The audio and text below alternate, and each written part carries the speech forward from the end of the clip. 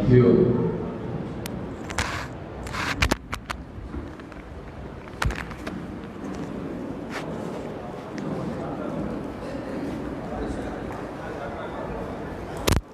छब्बीस जून 2019 से हम लोग कश्मीर से कन्याकुमारी तक चलने वाली ईवीएम भंडाफोड़ परिवर्तन यात्रा लेकर चल रहे हैं। 11 दिसंबर 2019 को 5.5 महीने के बाद हम लोग हैदराबाद पहुँचे। लगभग 17 स्टेट कवर करने के बाद हम लोग हैदराबाद पहुँचे। दूसरे दिन अखबार में खबर पढ़ने को मिली, भारत के राष्ट्रपति ने सिटीजनशिप अमेंडमेंट एक्ट पर दस्तखत की और सिटीजनशिप को एक्ट को मान्यता दी। तो हम लोगों ने ये निर्णय किया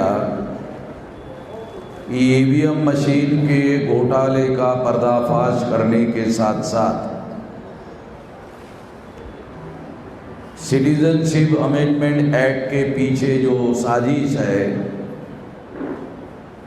उस साजिश का भी पर्दाफाश किया जाना चाहिए। एनपीआर के पीछे जो साजिश है, एनआरआईसी के पीछे जो साजिश है, एनआरसी के पीछे जो साजिश है, उसका भी पर्दाफाश किया जाना चाहिए। तो इन मुद्दों को भी हम लोगों ने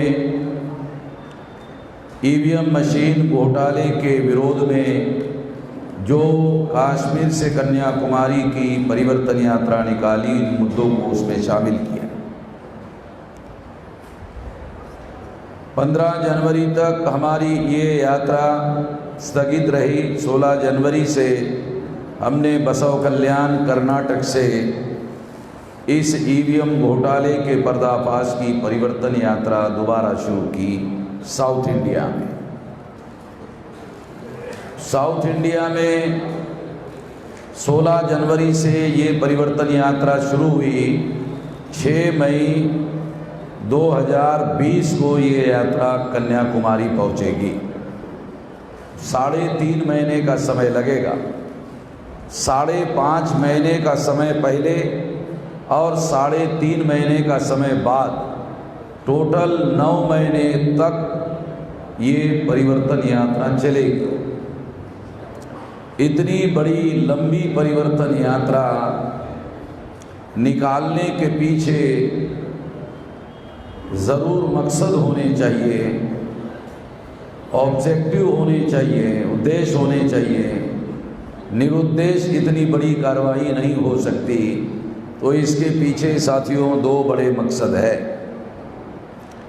पहला मकसद ये है कि जब अंग्रेज़ भारत में आए थे तो अंग्रेज़ों ने भारतीय प्रजा पर गुलामी थोपने के लिए हिंदू मुसलमान 2 टुकड़ों में लोगों को बांटा। मगर अंग्रेज़ों के आने के पहले 2,500-3 हज़ार साल पहले ब्राह्मण यूरेशिया से भारत में आए। जैसे अंग्रेज़ विदेशी थे, वैसे ही ब्राह्मण भी विदेशी है। ये जानकारी हमारे लोगों को नहीं है। ये जानकारी होना बहुत ज़्यादा ज़रूरी है। ब्राह्मण केवल विदेशी नहीं हैं, बल्कि ब्राह्मण और यहूदी एक ही नस्ल के लोग हैं। मुसलमानों को कुरान में यहूदियों के बारे में जानकारी है, मगर ये नई जानकारी अब प्रूव हो गई है कि यहूदियों का डीएनए और ब्राह्मणों का डीएनए एक ही है। तो इससे प्रूव हो गया कि यहूदी और ब्राह्मण एक ही नस्ल के लोग हैं। यहूदियों ने मोहम्मद साहब को ज़िंदगी भर परेशान करते रहे, तो स्वाभाविक है वो भारत में मुसलमानों को बख्शने वाले नहीं हैं। तो वो लोग जो कर रहे हैं उससे ये बात सामने आ रही है।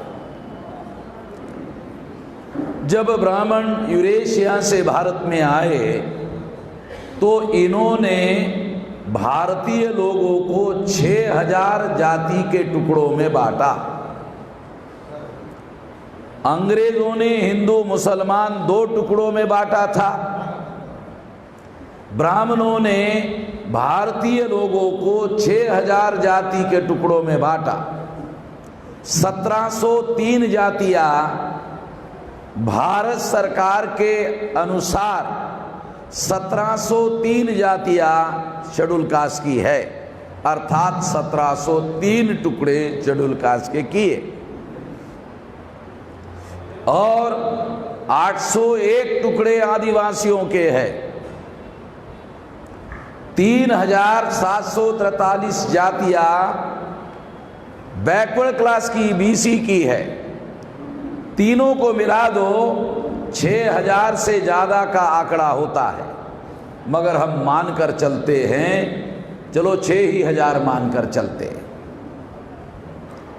तो जब मैंने ये डाटा लोगों को बताया तो लोगों ने मुझे पूछा कि अंग्रेज ज़्यादा खतरनाक थे या ब्राह्मण ज़्यादा खतरनाक है। तो मैंने उनको कहा, थोड़ा गणित करके बताता हूँ। अंग्रेजों के हिंदू मुसलमान के जो 2 टुकड़े थे, 2 टुकड़ों से 6000 का भागाकार कर लो तो आंकड़ा निकलता है 3000 का। तो ब्राह्मण अंग्रेजों से 3000 गुना ज़्यादा खतरनाक लोग हैं, मगर ये जानकारी हमारे लोगों को नहीं है। मैं आपको इसकी कुछ और सबूत देना चाहता हूँ। आपके यहाँ तिरुपति में आपने किसी ब्राह्मण को खेती में हल चलाते हुए देखा?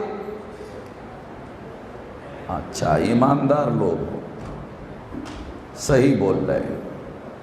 सारे भारत भर में ब्राह्मण कहीं पर भी खेती में हल नहीं चलाता है। वो खेती में हल क्यों नहीं चलाता है, मैं थोड़ा आपको बताना चाहता हूँ।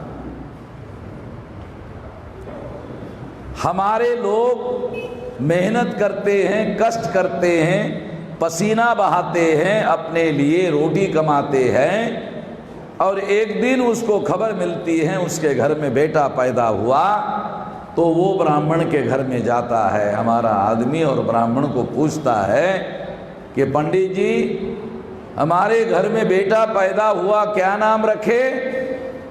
तो पंडित पूछता है कि तेरे घर में बेटा कब पैदा हुआ? कहा बुधवार को पैदा हुआ। अच्छा, बुधवार को पैदा हुआ तो बेटे का नाम बुद्धूराम रख दे। अब हमारे आदमी को बुद्धूराम शब्द का अर्थ तो समझ में आता नहीं है। वो कहता है बुद्धूराम कहा पंडित जी? हाँ, बुद्धूराम अच्छा लगता है, सुनने को अच्छा लगता है। कितना दक्षिणा देवे? 1001 रुपया। तो हमारा आदमी 1001 रुपया उसको दे देता है घर बैठे बैठे। अगर उसको 1001 रुपया मिल जाए तो उसको पसीना बहाने की क्या ज़रूरत है, कष्ट करने की क्या ज़रूरत है? तो इस तरह से हमारे लोगों को, भोले भाले लोगों को बेवकूफ़ बनाकर ये सारा मामला चलाया जा रहा है। ये खतरनाक होने का एक सबूत आपको दिया। भारत में ब्राह्मणों की संख्या 3.5% है। आंध्र प्रदेश में 1.5% से ज़्यादा नहीं है। आंध्र प्रदेश में 1.5% से ज़्यादा नहीं है। अगर ईमानदारी से चुनाव करवाए जाए भारत में तो ब्राह्मण ग्राम पंचायत का पंच नहीं चुनवा सकता, सरपंच बनाने का तो सवाल नहीं है। जो लोग गांव का सरपंच नहीं बना सकते वो देश की पंचायत का प्रधानमंत्री नॉमिनेट कर रहे हैं। ये जो नरेंद्र मोदी है ये ब्राह्मणों का नॉमिनेट किया हुआ प्रधानमंत्री है। नॉमिनेट अंग्रेजी शब्द है, आपको समझ में नहीं आया होगा इसका अर्थ क्या है।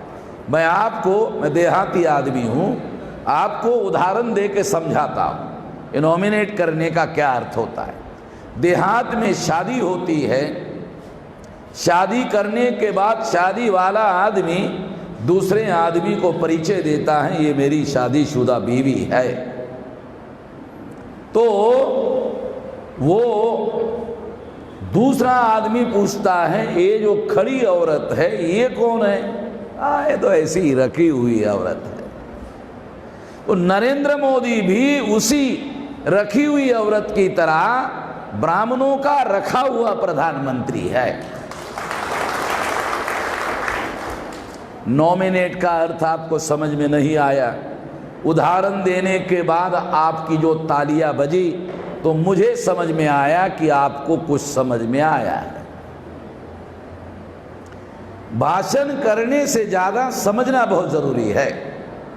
अगर नरेंद्र मोदी और होम मिनिस्टर अमित शाह ये ब्राह्मणों आरएसएस के ब्राह्मणों के द्वारा नॉमिनेट किए हुए लोग हैं, यदि है तो वास्तविक सत्ता जिन्होंने नॉमिनेट किया उनके नियंत्रण में है। सत्ता नरेंद्र मोदी के नियंत्रण में नहीं है। जिन्होंने नरेंद्र मोदी को प्राइम मिनिस्टर नॉमिनेट किया सत्ता उनके हाथ में है।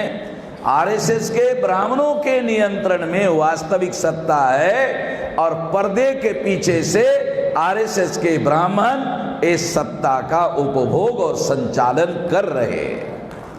आप लोग नरेंद्र मोदी और अमित शाह को दिन में कम से कम एक बार गाली जरूर देते हैं, दिया भी जाना चाहिए, मगर पहले नंबर की गाली आरएसएस के ब्राह्मणों को दिया जाना चाहिए। ये लोग दूसरे नंबर के गाली के हकदार हैं। ये समझना ये जानना जरूरी है, इसलिए ये उदाहरण मैं आप लोगों को बता रहा हूं। साथियों, इस देश में ब्राह्मणों की 5-5 नेशनल लेवल की पार्टियां हैं। आप सुनकर हैरान हो जाओगे। ये कांग्रेस चटर्जी, मुखर्जी, बैनर्जी, गोखले, तिलक, आगरकर इन ब्राह्मणों ने बनाई। दूसरी पार्टी भारत की कम्युनिस्ट पार्टी, यहां कम्युनिस्ट पार्टी के रिप्रेजेंटेटिव बैठे हैं, मैं उनके सामने बोल रहा हूं, समझ रहे हैं ना, जो सच है। 1925 को श्रीपाद अमरू डांगे, बॉम्बे का कोकनस्थ ब्राह्मण, उसने भारत की कम्युनिस्ट पार्टी बनाई। तय है हमारे लिए तो नहीं बनाई, नहीं तो 72 साल में बहुत कुछ हो गया होता। तो इसी में से एक और नई पार्टी निकली, उस पार्टी का नाम है मार्क्सवादी कम्युनिस्ट पार्टी। इसको बनाने का काम ईएमएस नंबूद्रीपाद, केरला के नंबूद्री ब्राह्मण ने बनाई। ये तीसरा ब्राह्मण नेशनल लेवल की पार्टी। चौथी नेशनल लेवल की पार्टी आरएसएस के गोडवलकर ने जनसंघ बनाई। उसकी पहला राष्ट्रीय अध्यक्ष श्यामा प्रसाद मुखर्जी बंगाली ब्राह्मण था। इस पार्टी को अटल बिहारी और अडवाणी ने 77 में इंदिरा गांधी के विरोध में जनता पार्टी बनी, उसमें विलीन किया। विवाद हुआ, वो 80 में बाहर आ गए। उन्होंने नई पार्टी बनाई और पार्टी का नाम रखा भारतीय जनता पार्टी। उस भारतीय जनता पार्टी का पहला नेशनल प्रेसिडेंट पंडित अटल बिहारी वाजपेयी। चौथा ब्राह्मण। पांचवा ब्राह्मण तृणमूल कांग्रेस, ममता बनर्जी बंगाली ब्राह्मण मुख्यमंत्री है बंगाल की, वो तृणमूल कांग्रेस की नेशनल प्रेसिडेंट है। और नेशनल प्रेसिडेंट होने के साथ साथ उन्होंने इसकी स्थापना की। 5 नेशनल लेवल की पार्टी है। संख्या कितनी? 3.5%। पीपल्स रिप्रेजेंटेटिव एक्ट के अनुसार 6% वोट जब तक किसी राजनीतिक दल को 3 स्टेट में नहीं पड़ते हैं तब तक उस पार्टी को नेशनल लेवल का स्टेटस नहीं दिया जाता। इनकी तो संख्या ही 3.5% है। संख्या के आधार पर एक भी नेशनल लेवल की पार्टी नहीं बना सकते, मगर इनकी 5-5 नेशनल लेवल की पार्टियां इन्होंने बनाई। स्वाभाविक है, कानून और संविधान के विरोध में जाकर बनाई, ये कहा जा सकता है। तीसरी महत्वपूर्ण बात बताना चाहता हूं, खतरनाक होने के सबूत बता रहा हूं आप लोगों को। दिल्ली में जो पार्लियामेंट है, इस पार्लियामेंट पर या दिल्ली के सत्ता में कांग्रेस जाती है तो बीजेपी आती है, और बीजेपी जाती है तो कांग्रेस आती है। सत्ता में परिवर्तन होता है। मैं बहुत फंडामेंटल बात आपको बता रहा हूं। सत्ता में परिवर्तन होता है, मगर शासक जाति में परिवर्तन नहीं होता है। एक ब्राह्मण जाता है तो दूसरा ब्राह्मण सत्ता में आता है। शासक वर्ग में परिवर्तन नहीं होता है। दुनिया में जब सत्ता में परिवर्तन होता है तो शासक वर्ग में भी परिवर्तन होता है। भारत में सत्ता में परिवर्तन होता है, मगर शासक जाति में परिवर्तन नहीं होता है। ए नाम का ब्राह्मण जाता है तो बी नाम का ब्राह्मण वापस आ जाता है। सत्ता ब्राह्मणों की बरकरार रहती है। इसलिए हमारे जीवन में कोई मौलिक परिवर्तन होता हुआ दिख नहीं रहा। राज्य है हमारे देश में 36, या तो कांग्रेस की सरकारें हैं या तो बीजेपी की सरकारें हैं, और जहां नहीं है, आंध्र प्रदेश का उदाहरण ले लो। मैं दिसंबर 2018 में गुंटूर आया था, और गुंटूर में मैंने भाषण दिया था, और भाषण रिकॉर्ड में अवेलेबल है। उसमें कहा था कि चंद्रबाबू नायडू का नरेंद्र मोदी से विवाद चल रहा है। मैं अभी से आपको बताता हूँ, अगला मुख्यमंत्री जगन मोहन रेड्डी होगा, और नरेंद्र मोदी ईवीएम में घोटाला करके जगन मोहन रेड्डी को मुख्यमंत्री बनाने में कामयाब होगा। 6 महीने पहले दिसंबर 2018 में कहा था। क्योंकि मैं ईवीएम मशीन के घोटाले के बारे में मेरे पास बहुत सारे सबूत है, और अभी जो सुप्रीम कोर्ट में हमारी केस चल रही हैं, इतने सबूत है। मेरे वकील को 8 घंटे सुप्रीम कोर्ट में बहस करनी पड़ेगी, इतने सबूत है। मैं सुप्रीम कोर्ट में पेपर ट्रेल मशीन लगाने की केस बाकायदा जीत चुका हूं, तो आप अंदाजा लगा सकते मैं हवा में तीर नहीं मार रहा हूं। मैं फेंकने का काम नहीं कर रहा हूं जैसे नरेंद्र मोदी फेंकने का काम करता है। ये डॉक्यूमेंट्री एविडेंस दे रहा है। ये सुप्रीम कोर्ट में केस जीत चुका हूं, तो फेंकने का काम नहीं कर रहा हूं। ये मेरे पास में सबूत है, आप लोगों को जिनको चाहिए मेरे से ले लेना। साथियों, मैं आपको समझाने का प्रयास कर रहा हूं कि देश के अलग अलग सूबों में आइदर कांग्रेस की सरकारें हैं या तो बीजेपी की सरकारें हैं। जो कांग्रेस बीजेपी की नहीं है वो या तो बीजेपी के सपोर्ट से है या तो कांग्रेस के सपोर्ट से है। यानी इसका मतलब है उनके ही नियंत्रण में सारा मामला चल रहा है। 2009 में 375 सीटों पर, लोकसभा की सीटों पर ब्राह्मणों के पार्टियों का कब्जा था। 2014 में 411 सीटों पर कब्जा था। 2019 में 451 सीटों पर कब्जा है आउट ऑफ 543। ये सारा डाटा चुनाव आयोग का बता रहा हूं। आप लोग चुनाव आयोग का डाटा वेरीफाई कर लेना, देख लेना। मैं आपको वेरीफाई करके डाटा बता रहा हूं। साथियों, ये उन लोगों के जिनकी संख्या 3.5% है, उन्होंने किस तरीके से कब्जा किया है उसके उदाहरण और सबूत पेश कर रहा हूं। अब आखिरी उदाहरण, सारे दुनिया में डेमोक्रेसी 4 पिलर पर खड़ी है। पहला है विधायिका, जिसको अंग्रेजी में लेजिस्लेचर कहते हैं। दूसरा है एग्जीक्यूटिव, जिसे कार्यपालिका कहते हैं, अंग्रेजी में एग्जीक्यूटिव कहते हैं। तीसरा है जुडिशियरी, न्यायपालिका कहते हैं। चौथा है मीडिया। ये 4 पिलर हैं डेमोक्रेसी के सारे दुनिया में। तो इंडिया के जो डेमोक्रेसी है उसमें 375 सीटों पर 2009 में, 411 सीटों पर 2014 में, 2019 में 451 सीटों पर। इसका मतलब है लेजिस्लेचर पर ब्राह्मणों का कब्जा कर लिया। पक्के डाटा बता रहा हूं।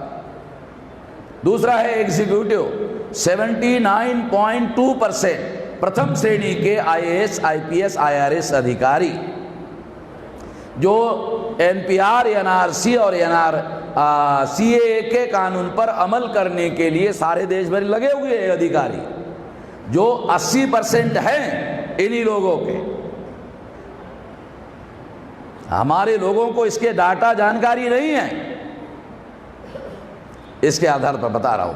कार्यपालिका उनके नियंत्रण में है। न्यायपालिका 97% हाई कोर्ट और सुप्रीम कोर्ट के जजेस पर इनका कब्जा है। अभी चीफ जस्टिस ऑफ इंडिया देख रहे हो, ये नागपुर के RSS में सेंट्रल लेवल पर जो आदमी लीडर था, जिसका दादा, उसका पोता चीफ जस्टिस ऑफ इंडिया है। ये जो अभी चीफ जस्टिस ऑफ इंडिया है, ये उसका दादा RSS का सेंट्रल लेवल का लीडर था। मैं नागपुर से ही आ रहा हूं, समझ रहे हो, मैं नागपुर से ही आ रहा हूं। तो मैं आप लोगों को बता रहा हूं सबूतों के साथ में। जब मैं भाषण दिया तो America, United states of America से मुझे मैसेज आया, जो आप कह रहे इसका क्या सबूत है। तो मैंने किताब भेज दिया उसको, एक किताब है, ये पन्ना है, देख ले। बगैर सबूत के कोई बात बोलने का मैं आदी नहीं हूं। तो इस तरह से साथियों, ये सारे उदाहरण इस बात को सिद्ध करते हैं। तीसरा पिलर है जुडिशरी पर कब्जा। चौथा पिलर है मीडिया। मीडिया 4 प्रकार का है। इलेक्ट्रॉनिक मीडिया, ब्राह्मण बनिया का कब्जा। प्रिंट मीडिया, जहां अखबार और किताबें छपती हैं, ब्राह्मण बनिया का कब्जा। ट्रेडिशनल मीडिया, मुरारी बापू, आसाराम बापू, डोंगरे महाराज, ओझा महाराज, पाजा महाराज, एनियदर महाराज, बचा खुचा महाराज, कितने लोगों के नाम ले हुए भाई, ये सारा कब्जा है। चौथा मीडिया, इस देश में 7,500 बोलियां बोली जाती है, जिसकी कोई स्क्रिप्ट नहीं है, जिसकी कोई लिपि नहीं है, उसको कोई मान्यता नहीं है। ब्राह्मण ग्रंथ भाषा बोलता है, ग्रंथ भाषा ही लिखता है, उसको मान्यता है। तो चारों मीडिया पर ब्राह्मणों का कब्जा है। तो जो डेमोक्रेसी है, चारों पिलर पर ब्राह्मणों का कब्जा है। अगर चारों पिलर पर डेमोक्रेसी के ब्राह्मणों का कब्जा है, तो कौन कहता है देश में डेमोक्रेसी है? तो ब्राह्मणोक्रेसी हो गई है। ये तो ब्राह्मणोक्रेसी हो गई, ये तो डेमोक्रेसी कहां है? कहां है डेमोक्रेसी? हमारे लोगों को इस देश का मीडिया किसी प्रकार की कोई जानकारी नहीं दे रहा है। इस वजह से ये बात मैं आपको समझाने के लिए सबूत के साथ पेश कर रहा हूं। साथियों, ये उदाहरण इस बात को सिद्ध करते हैं कि ये लोग कितने खतरनाक लोग हैं, संख्या में अल्प होने के बावजूद भी। ये काबिज कैसे हो पाए? तो 6000 जाति के टुकड़ों में इन्होंने हमारे लोगों को बांटा। हम बटे हुए लोग नहीं हैं, बांटे हुए लोग हैं। तो इन बांटे हुए लोगों को जगाना होगा, जगे हुए लोगों को जोड़ना होगा, जोड़े हुए लोगों से शक्ति का निर्माण करना होगा, और शक्ति का उपयोग और प्रयोग हमें आज़ादी हासिल करने के लिए करना होगा। ये पहला मकसद है। 14 अगस्त 47 को भारत के टुकड़े हुए, पाकिस्तान बना, और हमें बताया गया कि पाकिस्तान मोहम्मद अली जिन्ना ने बनाया, पाकिस्तान मुसलमानों ने बनाया। कुछ दिन पहले जवाहरलाल नेहरू का इंटरव्यू BBC वालों ने लिया हुआ मेरे पास वीडियो रिकॉर्ड आया। उस वीडियो रिकॉर्ड में जवाहरलाल नेहरू को BBC के पत्रकार पूछते हैं कि भारत के टुकड़े कैसे हुए? तो क्यों हुए? तो जवाहरलाल नेहरू ने जवाब दिया, मुस्लिम लीग की परेशानियों से ऊबकर हमने पाकिस्तान बनाया। हमें तो यही कहा जा रहा था कि मुसलमानों ने बनाया, हमें तो यही बताया जा रहा था कि मोहम्मद अली जिन्ना ने बनाया, मगर जवाहरलाल जी खुद कबूल कर रहे हैं कि ये हमने बनाया तो प्रूव हो गया कि भारत के टुकड़े ब्राह्मणों ने किए। अब ब्राह्मणों ने क्यों किए? तो निश्चित रूप से टुकड़े करने के बाद जो भारत बचेगा उस पर ब्राह्मणों का कब्जा होना चाहिए, इसलिए टुकड़े किए। और आज हमारे पास डाटा उपलब्ध है कि बचे हुए भारत पर ब्राह्मणों ने कब्जा कर लिया, कब्जा हुआ नहीं, कब्जा कर लिया। ये कब्जा फिजिकली एविडेंस है कि 14 अगस्त 47 को भारत के टुकड़े करने का काम मुसलमानों ने नहीं, भारत के टुकड़े करने का काम ब्राह्मणों ने किया। इस बात को समझने की जरूरत है। तो ये बात मैं खास तौर से कह रहा हूं कि एक अंग्रेज नाम का विदेशी चला गया, ब्राह्मण नाम का विदेशी भारत का हुक्मरान हो गया। एक विदेशी चला गया, दूसरा विदेशी भारत का हुक्मरान हो गया, और जो दूसरा विदेशी ब्राह्मण भारत का हुक्मरान हो गया उसने लाल किले से अफवाह फैलाया, भारत आजाद हो गया। लाल किले में भाषण देकर अफवाह फैला दिया, भारत आजाद हो गया, और हम लोगों ने भी मान लिया भारत आजाद हो गया। हम इस बात को मानने के लिए तैयार नहीं है। अगर कोई मुसलमान पुलिस चौकी में एफआईआर करने के लिए जाता है तो पुलिस चौकी का इंचार्ज उसका एफआईआर नहीं लेता है। जिस देश के आज़ादी में हमारा एफआईआर नोंद नहीं होता, उस देश में हम लोग आज़ाद है। हैरान करने वाली बात है, ये तो माना नहीं जा सकता। इसलिए ये बात, ये तथ्य मैं आप लोगों को बता रहा हूँ। ये पहला उद्देश्य है इस परिवर्तन है। दूसरा उद्देश्य क्या है? 8 अक्टूबर 2013 को सुप्रीम कोर्ट ने ईवीएम मशीन के विरोध में फैसला दिया। प्यारा नंबर 29 में सुप्रीम कोर्ट के चीफ जस्टिस ने अपने जजमेंट में लिखा, क्या लिखा जजमेंट में? चीफ जस्टिस ने केवल ईवीएम मशीन के द्वारा फ्री, फेयर एंड ट्रांसपेरेंट चुनाव नहीं हो सकता। फ्री यानी स्वतंत्र चुनाव नहीं हो सकता, फेयर यानी निष्पक्ष चुनाव नहीं हो सकता, ट्रांसपेरेंट यानी पारदर्शी चुनाव नहीं हो सकता। बड़े बड़े शब्द सुप्रीम कोर्ट के चीफ जस्टिस ने जजमेंट में यूज किए। उसका क्या अर्थ है? एक लाइन में बताता हूं। उसका अर्थ यह है कि ईवीएम मशीन से ईमानदारी से चुनाव नहीं होगा। दूसरा अर्थ है बेईमानी से चुनाव होगा, ईवीएम में वोटों की चोरी होगी, ईवीएम से घोटाला किया जाएगा। ये सुप्रीम कोर्ट के जजमेंट का कहना है। और इस घोटाले को रोकने के लिए चीफ जस्टिस ऑफ इंडिया ने ऑर्डर दिया कि एक और नई मशीन लगाई जाए। तो नई मशीन का नाम रखा वीवीपीएटी, पेपर ट्रेल, वो लगाने का आदेश दिया। और मगर 2014 के चुनाव में चुनाव आयोग ने नहीं लगाया, और ना लगाकर जब चुनाव हुआ तो 31% वोट, 31% वोट बीजेपी को पड़े, और 31% वोटों के आधार पर बीजेपी को 283 सीटें लोकसभा की 2014 में मिली।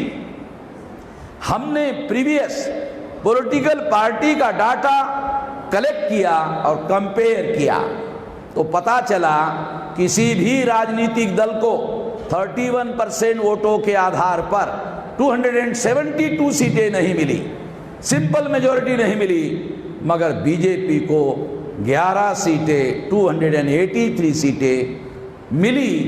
कैसे मिली? ईवीएम में घोटाला करके मिली। तो जून में हमने इस घोटाले के विरोध में 14 में अभियान शुरू कर दिया, और बाद में मैंने चुनाव आयोग को लेटर लिखा कि सुप्रीम कोर्ट ने घोटाला पकड़ने वाली मशीन पेपर ट्रेल लगाने का आदेश दिया था, आपने क्यों नहीं लगाया? चुनाव आयोग ने मुझे लिख कर दिया, मेरे पास लिखा हुआ है, लिखित सबूत है, चुनाव आयोग ने लिख कर दिया, नरेंद्र मोदी घोटाला पकड़ने वाली मशीन लगाने के लिए, खरीदने के लिए, पैसा देने के लिए राजी नहीं है। तो मैंने चुनाव आयोग को कहा कि भारत सरकार की ट्रेजरी नरेंद्र मोदी के बाप की जागीर है। भारत सरकार की जो ट्रेजरी है वो कोई बनिया की ट्रेजरी है, ये नरेंद्र मोदी के बाप की जागीर है। भारत सरकार का जो प्रधानमंत्री होता है उसे एक नया पैसा पार्लियामेंट में बजट पास किए बगैर खर्चा करने का अधिकार नहीं होता है, as per the provision of the constitution बता रहा हूं। फिर नरेंद्र मोदी अपने से ट्रेजरी का इस्तेमाल कैसे कर रहा है? तो मैंने सुप्रीम कोर्ट में केंद्र सरकार के विरोध में केस दायर कर दिया, देखता हूं कैसे पैसे नहीं देता है। सुप्रीम कोर्ट में केस दायर कर दिया, सुप्रीम कोर्ट के चीफ जस्टिस ने नोटिस इशू किया, नोटिस मिलते ही केंद्र सरकार ने 3,567 करोड़ रुपया मंजूर किया। 24 अप्रैल 2017 को सुप्रीम कोर्ट ने मेरे केस में मेरे फेवर में निर्णय दिया, ये निर्णय की कॉपी, और निर्णय में लिखा, सुप्रीम कोर्ट के चीफ जस्टिस ने लिखा, क्या लिखा? 2019 के चुनाव में हर ईवीएम मशीन को घोटाला पकड़ने वाली मशीन पेपर ट्रेल लगाई जाएगी। तो 2019 के चुनाव में हर ईवीएम मशीन को पेपर ट्रेल मशीन लगाई गई, तो वो हमारी बदौलत लगाई गई है, किसी और के बदौलत नहीं लगाई गई। और इस वजह से आपके आंध्र प्रदेश में ईवीएम मशीन में गुंटूर में एक वोट निकला, उसी कैंडिडेट को पेपर ट्रेल में 294 वोट निकले। आपके आंध्र प्रदेश की बात बता रहा हूं। आपके गुंटूर लोकसभा में ईवीएम ने एक वोट जिस कैंडिडेट को निकाला, उस कैंडिडेट को 294 वोट पेपर ट्रेल मशीन ने निकाला। इसका मतलब है ईवीएम मशीन ने 293 वोटों की चोरी करने का काम किया। वो पकड़ने वाली मशीन लगाने का आदेश 24 अप्रैल 2017 को मैंने सुप्रीम कोर्ट से जीत कर लाया। 2019 के चुनाव में हर ईवीएम मशीन को पेपर ट्रेल मशीन लगाई गई और 23 मई 2019 को रिजल्ट आया। रिजल्ट आने के बाद 373 लोकसभा में से 220 लोकसभा में 54.5 लाख वोट ज्यादा निकले। पेपर ट्रेल मशीन की वजह से ये चोरी सामने आई और 54.5 लाख वोट जब ज्यादा निकले तो चुनाव आयोग को पिंड के सोशल मीडिया ने सवाल पूछा कि ये ज्यादा वोट कैसे निकले। चुनाव आयोग के पास कोई जवाब नहीं था, चुनाव आयोग जवाब नहीं दे पाया। आप सुनकर हैरान हो जाओगे, आज के तारीख में भी चुनाव आयोग के साइट पर रिजल्ट के बारे में लिखा हुआ है, ये रिजल्ट प्रोविजनल है। इतने दिन हो गए, जून, जुलाई, अगस्त, सितंबर, अक्टूबर, नवंबर, दिसंबर, जनवरी, फरवरी, मार्च, 10 महीने हो गए। 2 महीने में डाटा अपडेट करना पड़ता है, मगर 10 महीने हो गए अभी तक चुनाव आयोग ने डाटा अपडेट नहीं किया। इसका मतलब डाटा ऑथेंटिकेट नहीं किया और अभी तक रिजल्ट प्रोविजनल है। अभी बहुत भयंकर खबर आई जनवरी में।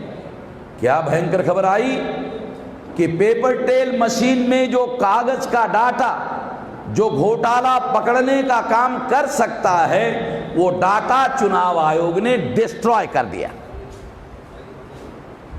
चुनाव आयोग ने वो डाटा डिस्ट्रॉय कर दिया जिस डाटा के आधार पर 2019 के चुनाव में घोटाला प्रमाणित किया जा सकता था, जिस जजमेंट के आधार पर एक घोटाला प्रमाणित किया जा सकता था, वो डाटा चुनाव आयोग ने डिस्ट्रॉय कर दिया। केस सुप्रीम कोर्ट में चली गई। साथियों, इतना सारी जानकारी ईवीएम मशीन के संदर्भ में है, ब्रीफ में बता रहा हूँ। 2.5 घंटे बोलना पड़ता है, तब डिटेल जानकारी होती है, सारे सबूतों प्रिसाइज बताया। ये जजमेंट आया 8 अक्टूबर 2013 को। 13, 14, 15, 16, 17, 18, 19, 20 8 सालों में अभी तक मीडिया ने इसकी खबर नहीं छापी। सुप्रीम कोर्ट के जजमेंट की खबर मीडिया ने अभी तक नहीं छापी।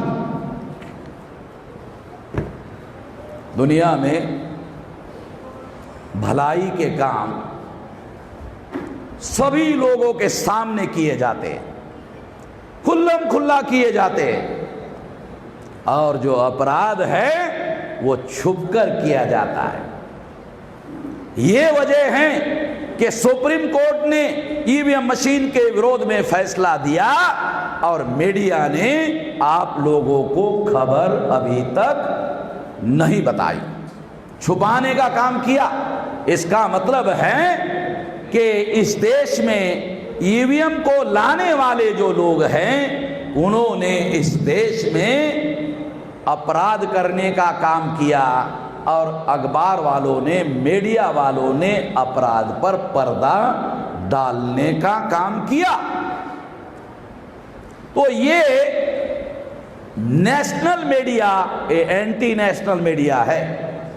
ये मीडिया नेशनल मीडिया नहीं, ये देशद्रोही मीडिया है, जिसे वो नेशनल मीडिया कहते हैं। उन्होंने सुप्रीम कोर्ट की खबर को ब्लैकआउट किया, वामन मेश्राम की खबर को नहीं, सुप्रीम कोर्ट की खबर को ब्लैकआउट किया और जनता से छुपाने का काम किया। इसलिए 26 जून 2019 से हमने 6 मई 2020 तक चलने वाली 9 महीने की ईवीएम भंडाफोड़ परिवर्तन यात्रा निकाली, ताकि आप लोगों को सच्चाई पता चल सके। इसकी जानकारी देने के लिए ये परिवर्तन यात्रा, वो लोग छुपाना चाहते हैं इस षड्यंत्र को, आपके वोटों की चोरी करने वाले लोग छुपाना चाहते हैं। इसलिए मैं उजागर करने के लिए ये इतनी लंबी परिवर्तन यात्रा निकाली। ईवीएम मशीन की वजह से मुसलमानों का वोट वैल्यू कितना रह गया जानते हो? मुसलमानों का वोट वैल्यू हो गया 0।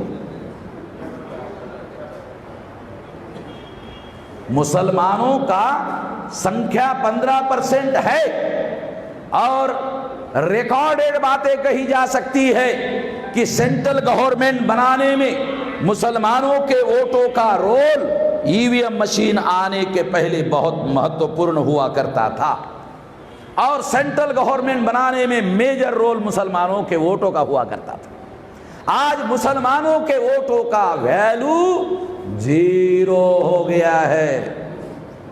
ये 0 वैल्यू किसने किया? ईवीएम मशीन ने मुसलमानों के वोटों का वैल्यू 0 कर दिया है। और जैसे ही मुसलमानों के वोटों का वैल्यू 0 हो गया, सीए आ गया, एनपीआर आ गया, एनआरसी आ गया। ये जो सीए है, एनआरसी है, एनआरआईसी है और एनपीआर है, ये ईवीएम मशीन की नाजायज औलाद है। वर्तमान केंद्र सरकार ईवीएम के घोटाले से आई हुई सरकार है। ये सरकार ही नाजायज है। वहां चल रही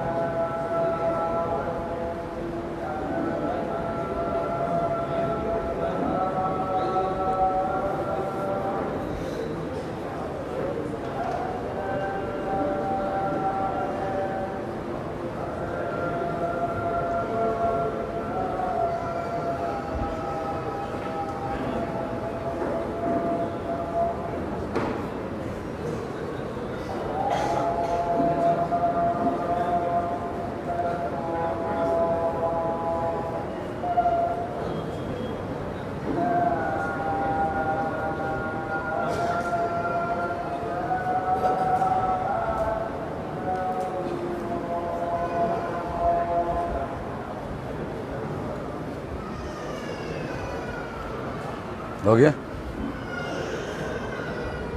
साथियों, मैं आपको समझा रहा हूँ, मैं आमतौर पे भाषण नहीं करता हूँ, मैं एक एक बात जो है उसकी बारीकियों को समझाने की कोशिश कर रहा हूँ कि ईवीएम मशीन के पहले मुसलमान सेंट्रल गवर्नमेंट किसकी हो इसको डिसाइड करने का मेजर रोल प्ले करते थे।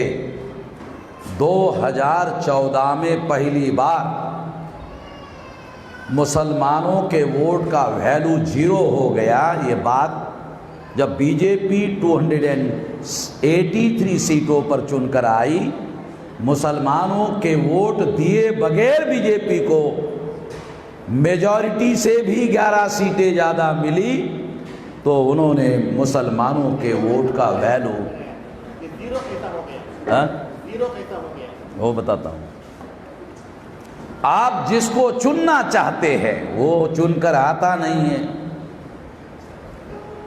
आप जिसको चुनना चाहते हैं वो चुनकर आता नहीं है। जिसको चुनना नहीं चाहते वही चुनकर आता है। 283 बीजेपी के लोग चुनकर आए। तो 2014 में किसी भी मुसलमान ने बीजेपी को चुनकर आने के लिए वोट नहीं दिया। 15% लोगों ने वोट नहीं दिया और फिर भी मेजॉरिटी से भी 11 सीटें ज्यादा चुनकर आई।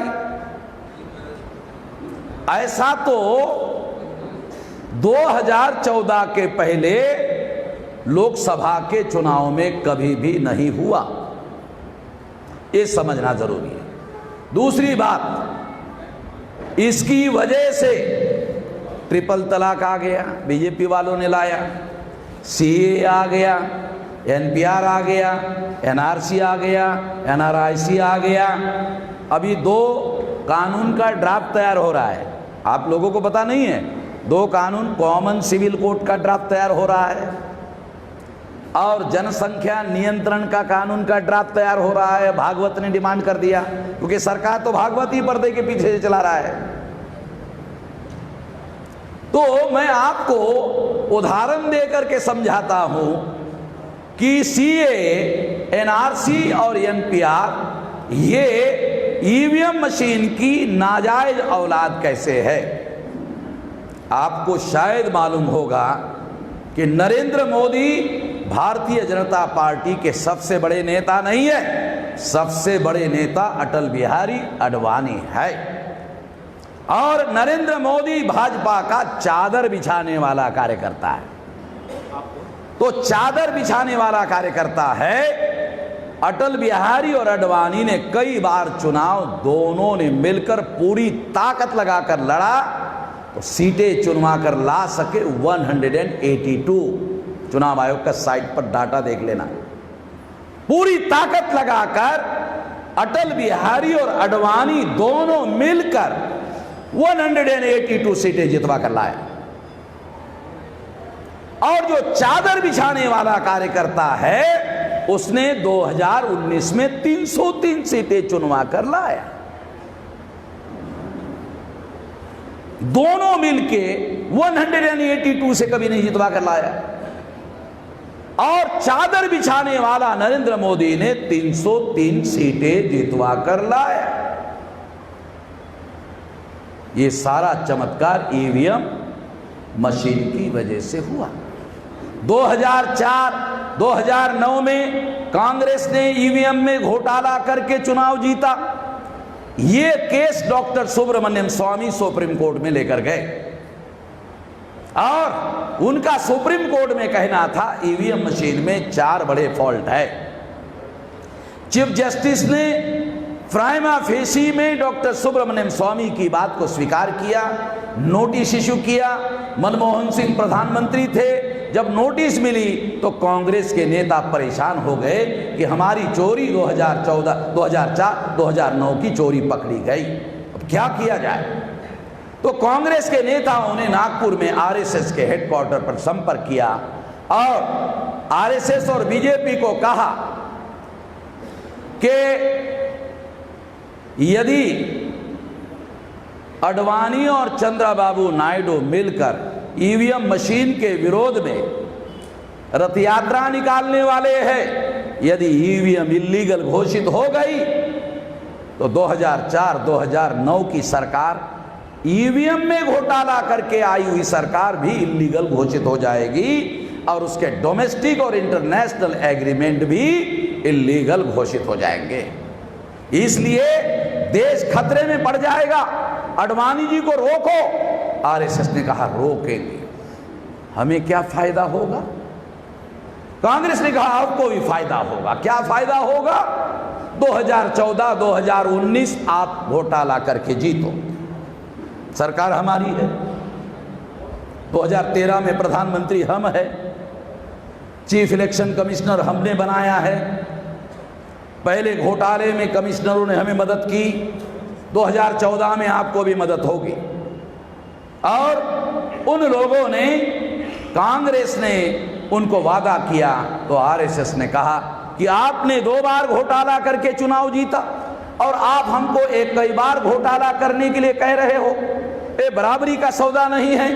तो कांग्रेस ने कहा ठीक है, आप भी 2 बार घोटाला कर लो। हमने 2 बार किया।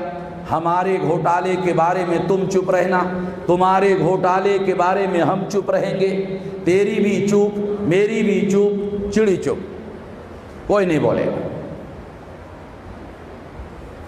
मेरे पास सारे डॉक्यूमेंट्री एविडेंस है जो बोल रहा हूँ, नहीं तो अब तक तो कांग्रेस बीजेपी वालों ने मुझे जेल में डाल दिया होता, सबूत नहीं होते तो।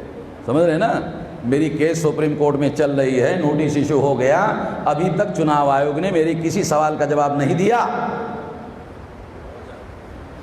और जवाब नहीं दिया इसलिए कह रहा ईवीएम मशीन चोर है और चुनाव आयोग चोरों का सरदार है। ईवीएम मशीन चोर है और चुनाव आयोग चोरों का सरदार है। मैंने चुनाव आयोग को चुनौती देते हुए कहा कि तुमने सैयद सूजा, जिसने लंदन में प्रेस कॉन्फ्रेंस किया, उस पर तुमने दिल्ली में एफआईआर दाखिल किया। मैं इधर तिरुपति में हूं। तिरुपति आंध्र प्रदेश में है, आंध्र प्रदेश भारत में है। मैं भारत से भागा हुआ नहीं हूं, इधर अचो। तुमने सैयद सूजा, जो भागा हुआ आदमी है, लंदन में प्रेस कॉन्फ्रेंस किया, उस पर तुमने दिल्ली में एफआईआर दाखिल किया। मेरे ऊपर करो, मेरे ऊपर एफआईआर दाखिल करो, करो मेरे ऊपर एफआईआर दाखिल। मैं कह रहा हूं तुम चोरों का सरदार हो, करो। उसको मालूम है मेरे ऊपर एफआईआर दाखिल नहीं हो सकता। क्यों? मेरे सवालों का ही जवाब नहीं दे रहा है। डिफेमेशन का कानून जानते हो? अगर आपने किसी की बदनामी की और आपके पास वो बदनामी होगी, अगर आपके पास सबूत है और सबूत के आधार पर बोल रहे हो तो फिर बदनामी कानून लागू नहीं होता। इसके आधार पर बोल रहा हूं। कांग्रेस ने 2014 के फरवरी महीने में चुनाव आयोग ने प्रस्ताव भेजा, डॉक्यूमेंट्री एविडेंस है। कांग्रेस ने 56C, 56D, 49A a rule में चेंज किया ताकि पेपर ट्रेल मशीन के अंदर भी जो कागजी एविडेंस निकलता है उसको रोका जा सके और भ्रष्टाचार घोटाला किया जा सके। दोनों के डॉक्यूमेंट्री एविडेंस मेरे पास में है, चुनाव आयोग के है, कांग्रेस के है। एविडेंस के आधार पर बोल रहा हूं, काल्पनिक नहीं, सुप्रीम कोर्ट में दिया जा चुका है।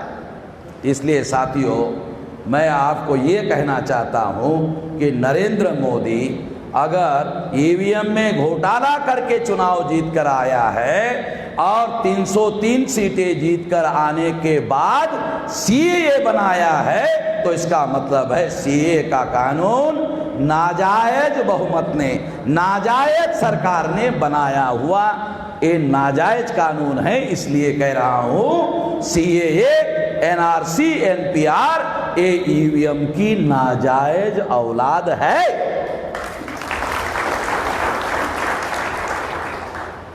अब मैं आपको सीएए के बारे में, एनपीआर के बारे में, एनआरसी के बारे में कुछ बातें समझाना चाहता हूं। पहली बात, सीए।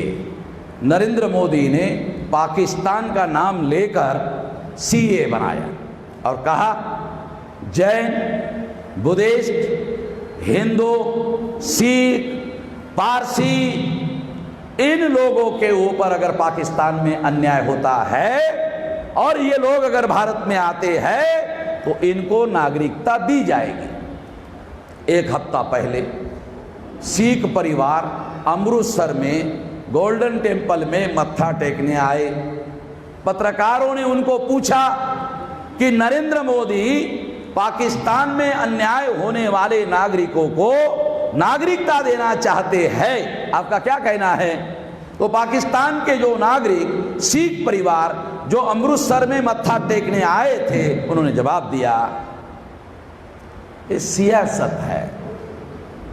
सियासत का हिंदी मतलब है राजनीति है। हमें भारत में आने के लिए, मत्था टेकने के लिए श्रद्धालु बनकर आना चाहते हैं तो हमें भारत सरकार वीजा तो देती नहीं है, नागरिकता कहां से देगी? वीजा तो देती नहीं, नागरिकता कहां से देगी? 6-6 महीने भारत सरकार का जो हाई कमिश्नर है पाकिस्तान में 6 महीने चक्कर कटवाता है अमृतसर में आने के लिए। लाहौर से 17 किलोमीटर अंतर पर है, इतने में नहीं आने देता, इसका वीज़ा नहीं देता। पहले भारत सरकार वीज़ा देने की मुकम्मल व्यवस्था करे, बाद में नागरिकता देने की बात करे। हमारा इस पर यकीन नहीं है। उन्होंने जवाब दिया इसका मतलब क्या है? इसका एक मतलब है, वो मतलब क्या है कि सीएए का जो कानून है, जिस पर्पस के लिए बनाया गया ऐसा बताया जा रहा है, वो बताया जाने वाला पर्पस सही नहीं है। दूसरा मुद्दा, नरेंद्र मोदी ने 2015 में 43,000 लोगों को नागरिकता दी। सीए कानून नहीं था। अगर सीए कानून नहीं था और 43,000 लोगों को नागरिकता दी, कौन से कानून के तहत दी? 55 में सिटीजनशिप एक्ट जो था उसके तहत ये नागरिकता देने का काम नरेंद्र मोदी ने किया। इसका मतलब यह है नागरिकता देने के लिए सीएए का नया कानून बनाने की जरूरत नहीं थी। फिर नया कानून बनाए बगैर ही अगर नागरिकता दे सकते थे तो नया कानून क्यों बनाया? क्या रहस्य है? उस रहस्य को जानना बहुत ज़रूरी है। इस कानून में एक विशेषता है कि सब लोगों पर अन्याय होगा तो उनको नागरिकता देंगे, मुसलमान को नहीं देंगे। मुसलमान को नहीं देंगे। मुसलमान शब्द को वहां से उन्होंने डिलीट किया। जब उन्होंने ड्राफ्ट तैयार किया तो प्लान बनाया कि मुसलमान शब्द को जब डिलीट किया जाएगा तो भारत में मुसलमान इसका विरोध करेंगे। जब विरोध करेंगे मुसलमान तो देश में हिंदू मुसलमान का विवाद खड़ा हो जाएगा। जब हिंदू मुसलमान का विवाद खड़ा हो जाएगा तो जिस देश में जो schedule caste, schedule tribe, other backward classes के जो लोग हैं वो हिंदू नहीं है। हमने भारत सरकार को आरटीआई में पूछा ये हिंदू है, तो उन्होंने लिख कर दिया नहीं है। तो एससी, एसटी, ओबीसी के लोग हिंदू नहीं है। तो ब्राह्मणों की संख्या 3.5% है। ये 3.5% वाले ब्राह्मण 15% वाले जो मुसलमान हैं उनको कहते माइनॉरिटी में है। 3.5 वाले लोग 15 वाले लोगों को कहते हैं तुम माइनॉरिटी में हो। अगर 15 वाले माइनॉरिटी में है तो 3.5 वाले कितने माइनॉरिटी में होंगे? ज्यादा माइनॉरिटी में होंगे। मगर वो अपने को बहुसंख्य समाज कहते हैं। बहुसंख्य समाज क्यों कहते हैं? तो आप लोग मुस्लिम लोग जो मुसलमान नहीं हैं सारे के सारे हिंदू हैं, ऐसा मानते हो। आप मुस्लिम लोग क्या मानते हो कि जो मुसलमान नहीं है वो सारे के सारे हिंदू हैं। ऐसा कहने से क्या हुआ, ये सारे 74.5% लोग ब्राह्मणों के अकाउंट में जमा हो गए। अब जब ब्राह्मणों के अकाउंट में जमा हो जाएंगे तो अल्पसंख्यक ब्राह्मण बहुसंख्यक हो जाएगा। इससे मुसलमानों का फायदा नहीं, बहुत भारी नुकसान हो चुका है, आगे भी होगा। जब मैंने ये बात दिल्ली में कही तो एक प्रोफेसर हमारे कार्यक्रम में आए थे, मुस्लिम। उस मुस्लिम प्रोफेसर ने मुझे कहा कि मेहराम जी, आप कहते हैं कि हम आपके लोगों को हिंदू कहते हैं, मगर आपके लोग ही तो हिंदू अपने को कहते हैं। तो मैंने प्रोफेसर को कहा, प्रोफेसर साहब बुरा मत मानना, मैं आपको एक छोटा सवाल पूछता हूँ। छोटा सवाल ये है कि एक पागल आदमी चौराहे पे खड़ा होके पत्थरे मारता है, कपड़े फाड़ता है और जोर जोर से चिल्लाता है और कहता है कि देश का राष्ट्रपति रामनाथ कोविंद नहीं है, मैं हूं, तो आप मान लोगे? तो प्रोफेसर ने कहा नहीं, कैसे मानेंगे, तो पागल है। तो मैंने कहा यही मैं आपको कह रहा हूं कि SC ST OBC को ब्राह्मणों ने 3000 साल तक जाहिल बना के रखा, पढ़ने लिखने के अधिकार से वंचित करके रखा, जाहिल बना के रखा। तो जाहिल अपने जीवन का फैसले कर सकते हैं? बताइए। मैंने प्रोफेसर साहब को कहा जाहिल अपने जीवन के फैसले कर सकते हैं। जिन लोगों को गुलाम बना के रखा, दुनिया में ये सिद्धांत है कि गुलामों का फैसला गुलाम नहीं किया करते, गुलामों का फैसला उसके मालिक किया करते हैं। तो इन लोगों को इस देश में गुलाम बनाकर रखा, उनके फैसले वो कैसे कर सकते हैं? मैंने कहा एक उदाहरण देता हूं।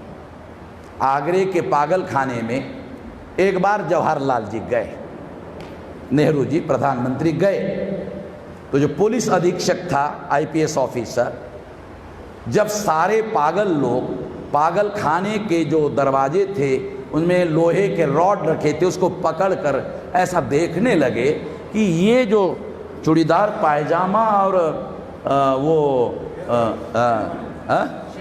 शेरवानी और ऊपर टोपी पहना हुआ आदमी देखा, अजीब किस्म का आदमी देखा, तो वो देखने लगे ये कौन आदमी है भाई। तो IPS ऑफिसर अधीक्षक ने पागलों को कहा ये अपने देश के प्रधानमंत्री है।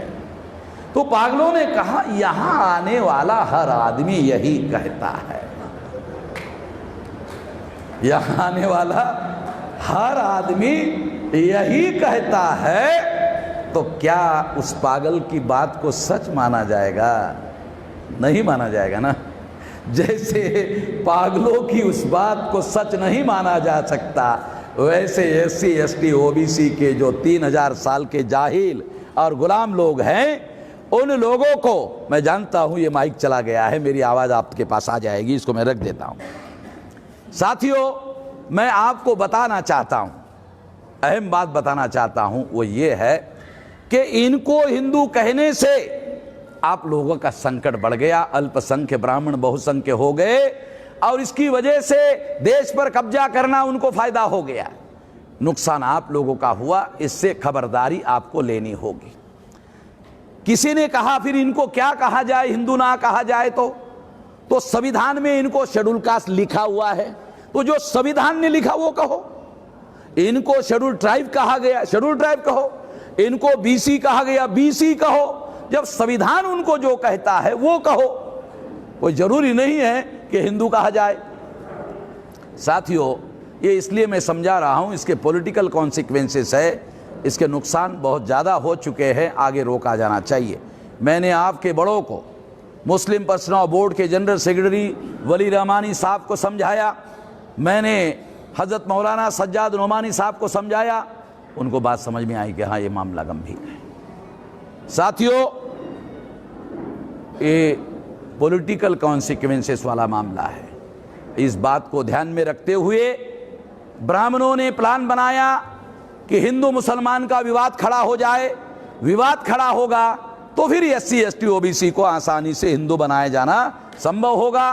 ब्राह्मणों के प्रचार से SC ST OBC को हिंदू नहीं बनाया जा सकता। ब्राह्मण पैदा करके अपनी संख्या नहीं बढ़ा सकता, प्रचार करके इनको हिंदू नहीं बना सकता, क्योंकि ब्राह्मणिज्म में सारे इंसान बराबर है ऐसी मान्यता नहीं है। इस्लाम मानता है सारे इंसान बराबर है, वैसे ब्राह्मणिज्म कहता है सारे इंसान बराबर नहीं है। तो प्रचार करके दूसरे को अपने धर्म में नहीं लाया जा सकता, आपके धर्म में लाया जा सकता है। इसे समझने की जरूरत। इसलिए उन्होंने हिंदू मुसलमान को विभाजित करने के लिए और हिंदुओं को एक साइड में इस्तेमाल करने के लिए ये कानून बनाया। तो आज हम कह सकते हैं कि ब्राह्मणों ने धर्म के आधार पर लोगों को टुकड़ों में बांटा। टुकड़ों में बांटने से एक बार पाकिस्तान बना, ब्राह्मणों ने दोबारा टुकड़ों में बांटने का काम किया और ये बांटने के काम से दोबारा देश को तकसीम करने की साजिश चल रही है, ऐसी हमारी मान्यता है। इसके पीछे का रहस्य इस बात को समझने की ज़रूरत है। साथियों, एक बात CAA पर कहकर समाप्त कर देता हूँ। नरेंद्र मोदी प्रधानमंत्री ने बयान दिया कि इससे एक ऐलान कर देता हूँ। कर दो। भाई जोहर की नमाज 2 बजे होगी, जब बात ख़त्म होगी उस वक्त हम लोग जमात कर लेंगे। सारे साथी ऐसे ही कीमती बातें सामने आ रही हैं, हर साथी है ना बैठकर सुनने की कोशिश करे, उठकर जाने का माहौल न बनाए। अल्लाह के वास्ते NPR बहुत सीरियस मामला है, मैं उसके बारे में कुछ खास बातें आपको बताने वाला हूँ और ज़्यादा समय नहीं लूँगा। अभी नरेंद्र मोदी ने बयान दिया कि CAA नागरिकता देने के लिए बनाया हुआ कानून है, नागरिकता छीनने के लिए नहीं। मगर आसाम में 19,48,000 लोगों को नागरिकता के अधिकार से वंचित किया गया। उसमें केवल 5 लाख मुसलमान हैं। SC ST OBC के 14,48,000 लोग हैं।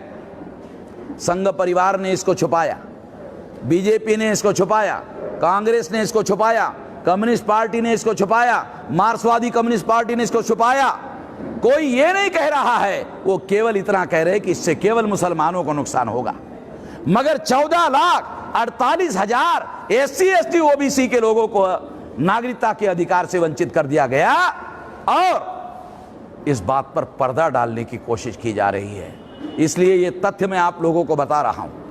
ये छीनने का काम किया गया है। मुसलमानों से 3 गुना ज्यादा SC ST OBC को नागरिकता के अधिकार से वंचित कर दिया गया है। इसलिए प्रधानमंत्री की बातों पर यकीन नहीं किया जा सकता, विश्वास नहीं किया जा सकता। CAA की बात को मैं यही समाप्त करता हूं। NRIC NPR के बाद में आएगा, इसलिए पहले NPR को समझना जरूरी है। 1 अप्रैल से शुरू होने वाला कार्यक्रम। प्रगणक आपके घर में आएगा, आपको पूछेगा आपके बाप का नाम क्या है, आपके दादा का नाम क्या है, वो कहाँ पैदा हुआ और कब पैदा हुआ, उसका प्रमाण पत्र कहाँ है, आपके पास है या नहीं है, पूछेगा। कागज मांगेगा नहीं, पूछेगा, केवल पूछेगा। तो आप जवाब दोगे, जवाब से ही उनको पता चलेगा आपके पास कागज है या नहीं है। वो आप मार्क करेगा ताकि ऑफिस में जाने के बाद इसके आधार पर डी मार्क किया जा सके। डी का मतलब डाउटफुल सिटीजन। आप जानकारी दोगे, उसके आधार पर यह होगा। अब हमारी जानकारी या डॉक्यूमेंट की सिचुएशन क्या है? पोता अपने दादी को पूछता है, दादी मेरा बाप कब पैदा हुआ? तो दादी कहती है, बेटा ईद का दिन था, बरसात हो रही थी, बिजली कड़क रही थी, उस दिन तेरा बाप पैदा हुआ बेटा। तो पोता दादी को पूछता है, दादी ईद तो हर साल आती है, तू बता ये कौन से साल वाली ईद थी? बोलता ये तो पता नहीं बेटा, ईद जरूर थी, ये मैं जानती हूं, मगर कौन से साल की ईद थी ये मुझे पता नहीं है। ये तो मुसलमानों की बात हो गई, SC ST OBC की। वो बोलता दशहरे का दिन था, दीपावली का दिन था, फटाके फूट रहे थे, अमावस्या का दिन था, काली रात थी, पूनम की रात थी, चांद निकल रहा था और तेरा बाप पैदा हो रहा था। इस सब की कहानी है और किसी के पास भी कोई कागज नहीं है, किसी के पास भी कोई कागज नहीं है। और हमारे देश की एक परंपरा है। हमारे देश की परंपरा क्या है? पैदा करने की परंपरा है, कागज रखने की परंपरा नहीं है। तो अंग्रेजों के आने के बाद शुरू हुई, ये तो अंग्रेजों के आने के बाद शुरू हुई। हमारे देश में ऐसी कोई परंपरा नहीं थी, रियल बात आपको बता रहा हूं। तो इन सारे लोगों के पास कहीं पर भी कोई कागज उपलब्ध नहीं है। और जब आपकी जानकारी के आधार पर आपसे फॉर्म भरवाया जाएगा, साइन लिया जाएगा, तहसीलदार ऑफिस में जाएंगे, उसके आधार पर डी मार्क होगा, डी मार्क के बाद आपके घर में नोटिस आएगी और आपको पूछा जाएगा आपके पिता के दादा के कागज हैं, लाओ। उसके बाद होगा, एनपीआर के डाटा के बाद होगा। और जैसे ही नोटिस आएगी वैसे ही आपको परेशानियां शुरू होना शुरू हो जाएगी, संकट का दौर शुरू हो जाएगा और कोई भी आपकी मदद करने वाला नहीं मिलने वाला है। तो इलाज क्या है? इलाज ये है कि एनपीआर का प्रगणक जब आपके घर में आएगा तो अकेले आप उसको रोक नहीं लगा सकते। इसलिए उपाय है, नेशनल लेवल पर कार्यक्रम घोषित किया हजरत मौलाना सज्जाद नोमानी साहब और हमने बहुजन क्रांति मोर्चा के द्वारा नेशनल एनपीआर बाइकॉट आंदोलन। दोबारा बता दो, नेशनल एनपीआर बाइकॉट आंदोलन। इसके तहत आपको अपने बस्तियों में मोहल्ला कमेटियां बनानी होगी, कम से कम 3 लोग और मैक्सिमम 11 लोगों की कमेटियां बनानी होगी। वो कमेटी के जो लोग हैं वो समझदार होनी चाहिए, पढ़े लिखे होने चाहिए, बोलने वाले होनी चाहिए। जब प्रगणक आएगा सेंसस कमीशन का या भारत सरकार का, तो वो उसके साथ बात करेंगे। आम आदमी बात नहीं कर पाएगा, आम आदमी दबाव में गलत सलत बोल देगा, संकट में फंस जाएगा। मैं आप लोगों को वार्न कर रहा हूं, सतर्क कर रहा हूं। आप लोगों को जानकारी ना इंडिविजुअल लेवल पर नहीं रोक सकते, सामूहिक रोल पर रोक सकते हैं। कमेटियां बनाओ, कमेटियों के द्वारा रोको। अगर कमेटियों के द्वारा आप रोक लगाते हो तो ये होगा, नहीं तो आप रोक नहीं लगा सकते। जगन मोहन की सरकार आप लोगों को कह रही है कि कुछ नहीं होने देंगे, रोक देंगे। जगन मोहन ने 2 आदेश दिए, आपके मौलानाओं का डेलीगेशन गया, उनको कहा रोक देंगे, कलेक्टर को कहा शुरू करो। कुछ समझ में आ रहा है? कलेक्टर को कहा कि इसकी तैयारी करो और मौलानाओं के डेलीगेशन को कहा कुछ नहीं होगा, एनपीआर को रोक दिया जाएगा।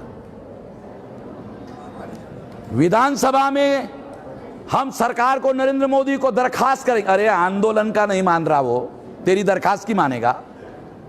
सारे देश भर में आंदोलन चल रहा है, आंदोलन की नहीं मान रहा वो अकड़ू आदमी, तुम्हारी दरखास्त की मान लेगा? इससे ज्यादा जगन मोहन कर नहीं सकता। क्यों? इससे ज्यादा करने के बाद खतरा होगा कि जगन मोहन ही जेल में चला जाए। आपको पता है ना, सीबीआई के मामले अभी पीछे नहीं हुए हैं, सीबीआई के मामले अभी चल रहे हैं। इसलिए बता रहा हूं साथियों, ऐसा आपको कैसे करे हुए, तो एक मोहल्ला कमेटी की बातें आपको बता रहा हूं। आखिरी बात, ये 26 मार्च को हमने भारत बंद का ऐलान किया। क्यों? हमारे में बहुत सारे लोग ढीले ढाले लोग हैं, कुछ लोग बोल रहे देना चाहिए, नहीं देना चाहिए। तो भारत बंद करना होगा। अमित शाह और नरेंद्र मोदी ये गूंगे बहरे लोग हैं, तो इनको भारत बंद करके एक आवाज वहां तक पहुंचानी होगी कि सारा भारत इस कानून के विरोध में है। तो उनके आंखों से उनको दिखाई देना चाहिए, एक गूंगे बहरे लोग हैं। और अगर हम सारे देश भर में भारत बंद करते हैं, 29 जनवरी को हमने भारत बंद करवाया था, अभी भारत बंद कर रहे हैं, तो इससे भारत के जो सरकार चलाने वाले लोग हैं वहां तक आवाज पहुंचेगी कि सारा भारत इसके विरोध में खड़ा है। हमारे अंदर जो ढीले ढाले लोग हैं वो जब देखेंगे भारत बंद है तो उनका भी हौसला बढ़ेगा, उनको भी लगेगा कि हाँ इन लोगों के साथ साथ देना चाहिए। तीसरी बात मैं आप लोगों को बताना चाहता हूँ, इसमें जो भी समस्या आएगी हम लोग हर जिले में देश भर में लीगल कमेटियाँ वकीलों की बना रहे हैं, क्योंकि ये 2-4 दिन की लड़ाई नहीं है, लंबी लड़ाई चलने वाली है। इसकी लड़ाई लंबे देर तक चलनी होगी और चलानी होगी, और इस तरह की कोशिशें हम लोग कर रहे हैं। आखिरी बात, हम लोग 3000 साल के SC ST OBC के लोग मजलूम हैं, आप लोग आज़ाद भारत के 72 साल के मजलूम हैं। हम पुराने मजलूम हैं, आप नए नए मजलूम हैं। तो मजलूम और मजलूम का इत्तेहाद होना चाहिए, मजलूम और मजलूम की यूनिटी होनी चाहिए, मजलूम और मजलूम की एकता होनी चाहिए। अगर ऐसा हुआ तो हम 85% हो सकते हैं, और अगर 85% लोग इकट्ठा होकर ये लड़ाई लड़ते हैं तो यकीन मानिए सफलता हमारी होगी, फतेह हमारी होगी, जीत हमारी होगी। ऐसा किया जा सकता है, ऐसा करना होगा। इतना ही मैं कहना चाहता हूँ और ज़्यादा नहीं कहना चाहता। आपको जो भी डिफ़िकल्टी आएगी, इस डिफ़िकल्टी में हम राष्ट्रीय स्तर पर संगठन चलाते हैं। 31 राज्यों में, 542 जिलों में, 3500 तहसीलों में, 22,000 ब्लॉक में, 1.5 लाख गाँव में संगठन चल रहा है। तो इसके द्वारा आपको मदद करेंगे। इतना ही कहना चाहिए।